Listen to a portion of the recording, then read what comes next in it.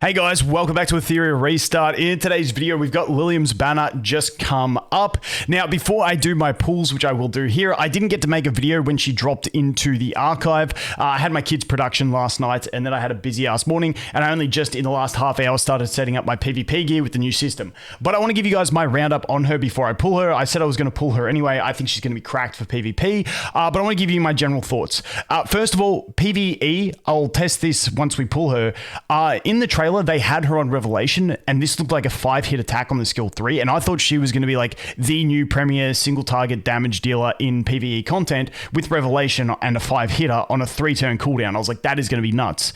It looks like in the description now, it is only a single hit, which means Revelation is no longer going to stack with her, which means if you're bringing an attack buffer already to your team, and you're running Didding, and you have like a max dupe Didding, and you're not going to get dupes on her, then I think Didding is going to be perfectly fine, and possibly even more damage in some of those single target fights, provided you can get your mark on them. So I don't think she's going to like completely outscale Didding in that sense. Once again, if she was 5-hitter with Revelation, maybe she would have just been that new OP DPS that just stomps everything, but it doesn't seem to be the case. Obviously, she does have her passive, and she also has the ability to control units, which is absolutely insane, which can be usable in some PvE aspects. Doki Doki, I don't know. Like, honestly, this threshold being 70%, I thought it was going to be like 20%. It's 70%. Basically, you tap anything with this skill and they're getting frozen unless they got immunity.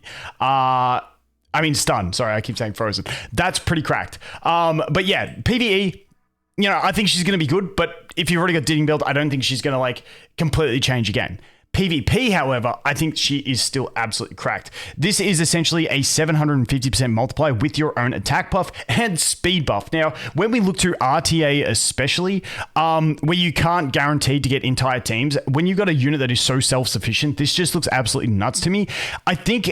Honestly, I think the ignoring shields and sealing the target's HP was overkill on this ability. Don't get me wrong, I'm pulling her, I've got 15 lattices in the bank, I'm going to be using her, but I think this was kind of, even like leave the ignore shield, the max HP destruction is just so insane. Like say you do 80% of their HP, now they've lost 40% of their max, basically bringing them into kill threshold no matter what, and they can't do anything about it. If you've got HP bruiser like Tiamat, she's fucked for doing damage. It's honestly kind of cracked. Yeah, that's my general summary on that one. I think this ability is insane. A really high multiplier, self-attack buff. You know, pretty nuts. Skill 2, and once again, 3-turn cooldown when maxed out, 3-turn cooldown on this one as well. And this one, like, not only is it a really nice stun on a 70% chance, at 70% HP, if they drop below that threshold, you get the stun. If you kill them, you stun all enemies, which we already knew, but that still just sounds cracked to me. But we've got 2 hits of 180 damage, which brings us up to that 360 damage point. But then on top of that, for every 1% HP the target has lost, the final damage increased by 1%. And I believe that's not how much damage she deals from this attack. I believe it's where they're at. So if they're already at 50%, then you do another 40. Well, effectively, they've lost 90, so you ramp up that damage and you get the kill. Essentially, is the way I'm reading that. Once again, that could be misinterpretation, but this skill absolutely is cracked. And then this one, you know, it's not giga crazy on the skill, but it's some sustain for her as well. And the passive is just honestly nutty. So I believe without skill ups, the passive is immune to all control effects, and then the turn meter effects gets added at max lattice investment on this one. Once again, I think she's going to be cracked for PvP. I need to test her to be 100% certain, but that's kind of what I'm looking at for her. I've got a couple little builds for her just based on the shells that I had, on the Codex shells that I've had. I think I slapped them over here on a Yelly. If I go over here, I got 2 builds. I've got this one, which is like a bulwark build, which is using this codex, but I also have another codex, which is Strive, which I can then use something like, I didn't actually preset the builds, but it's the same sort of thing. I've got some pretty good Strive pieces. If we take a look at this, you know, speed, crit rate, not too bad. If we go to this one, we've got the Strive here with, you know, 17% crit damage, and then I can just slap one of my crit rate or crit damage over here. It's not great, but I can replace that. And then she gets sort of stats like this, and the idea is, you know, Bloodbath, she's going to be tanky, decent little bit of speed, And then we got, you know, pretty close to crit cap. Once I do the lattice investment, she will be crit capped with this set.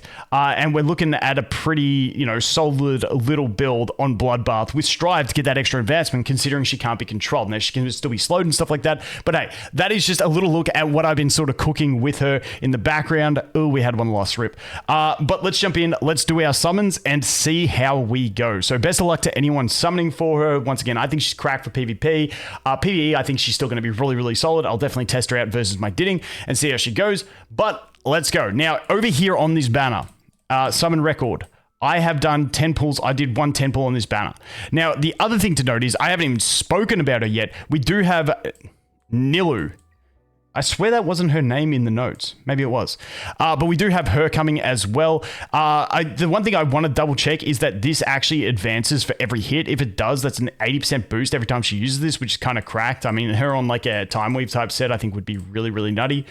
So she's looking pretty solid as well. I'll dive deeper in her in the future, but at least we should get ourselves a copy of her as well on this one. So I'm going to summon. If we get her early, awesome. If we don't, we'll just spend the gems, and maybe we go for a dupe if we get her in like the first 10 pull. We'll have to see. Anyway, let's pop this one and let's see. Boys. Oh, wow. That is crazy.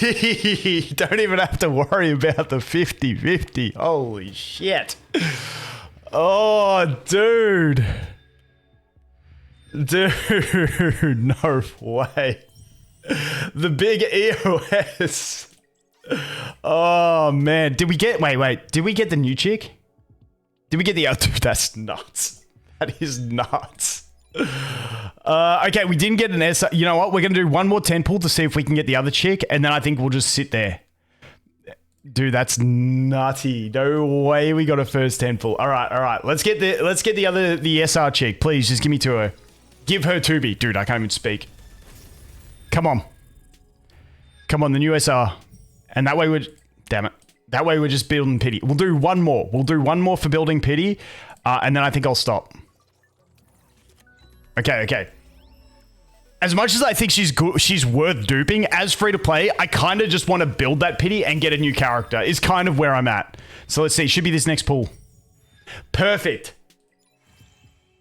And we got a dupe and we got an extra Ditting, which, you know, I'm max dupe on Ditting, so it doesn't really matter. But that is absolutely perfection. I'm so happy with that. Okay, so we are 20 into the pity. We got 20 summons saved. Honestly, we're looking pretty good for the next LD unit. I'm pretty happy with that. All right. Now, let's go ahead and check her out quickly. Now, I'm not going to do like a crazy amount here. All I want to do is basically chuck my module set on her. Wait, let's save this. Let's just call it that. Oh, wait, I've already got it saved. Oh, I've got test build. Wait, is that the right one? Yeah, I think I've got it saved. All right, so we can just go ahead and put that one on her. If we go over here, test build. Yep, confirm. All right, now we go to prowess and we check the prowess. That's the speed one. I just want to get the crit rate one to see, because I'm pretty sure she got crit rate. Yes, perfect. Yep. All right, so we're going to activate this one to get... I feel like I need the crit rate from this because it's going to do my heading, because we got 12% crit rate on her. Like, even though it's not the best skill up, but it takes me to crit cap, which I kind of think I'm going to go, because this one, what does this one do? Increases the final damage. You know what? I'm probably going to do max lattice investment at the end of the day, aren't I? Because we want that skill cooldown reduction, because I want to test her in PvE, and we want that. Dude, this is the one I don't need, but I really want that. So maybe I leave that, because what's the damage amplification? It's an extra 0.7. Maybe I save the last one. Dude, I don't even know. Anyway, let's just go ahead and ramp her up a little bit. Let's just level her up. Boom. Star, auto, yes. Upgrade, yes. Boom. Wait, don't tell me I'm out of silver to do the star upgrade. Craft, yep, 2. Thank you. Boom. Straight up. There we go. Again, dude, her base speed is so damn fast. Her base speed is nutty. It's actually kind of nutty. All right. We should get the attack at least on this prowess. We won't do any of the lattices yet. We'll just do this and just slap her in and see how it looks. All right. So the first thing I want to check really is the, you know, let's just go into, say, modules. No, let's go into just shell. Let's go to Nikodana, just for instance. I just want to see if it's a multi-hitter, because it reads as a non-multi-hitter, but it looks like a multi-hitter. So I want to see how this goes. So Sybil out. Where is she? There she is. All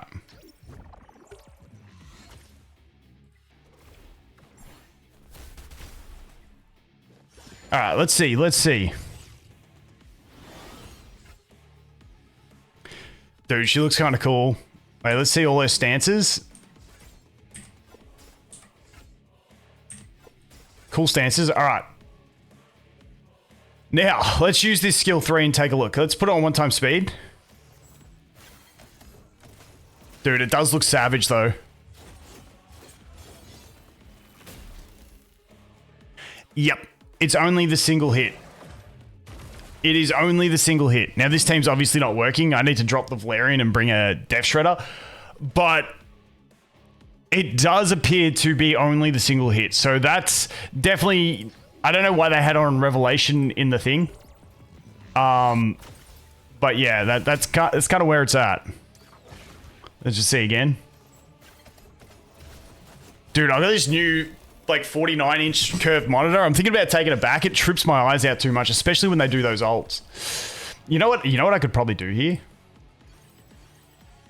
Let's drop you and put the Sybil in.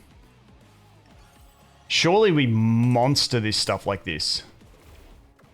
Let's just have a quick look. I just want to see if now we just bring the Sybil for the Death Shred. Perfect.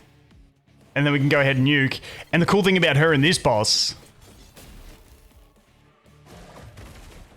honestly, it wasn't as much damage as I was hoping, but it's because I don't have her on a full damage build. So this is where I'm going to have to test her in PvP and see how much I rate that in PvP. Because if you look at Sybil's damage, it's insane on that.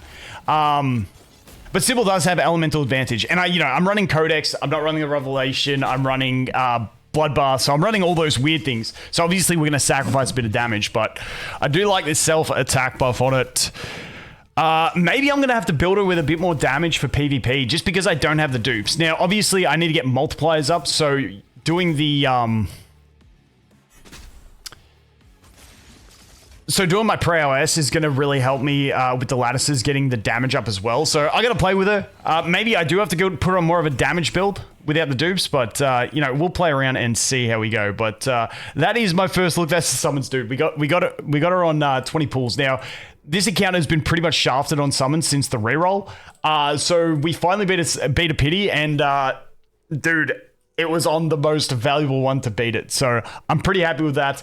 That is my Liliam. Once again, I need to do a ton of testing with her and have a play around with her. I might jump into some PvP. I was setting up my PvP gear anyway, so I might jump in there and take a look and have a bit of a play around, see what I come up with. I might put the lattices in straight away or do a bit of testing without, and then after, I'll update you guys anyway, but that is going to be it for this one. Once again, I think she's going to be a PvP monster. PvE, I think she's going to be solid, but not a must-have for any type of content in PvE.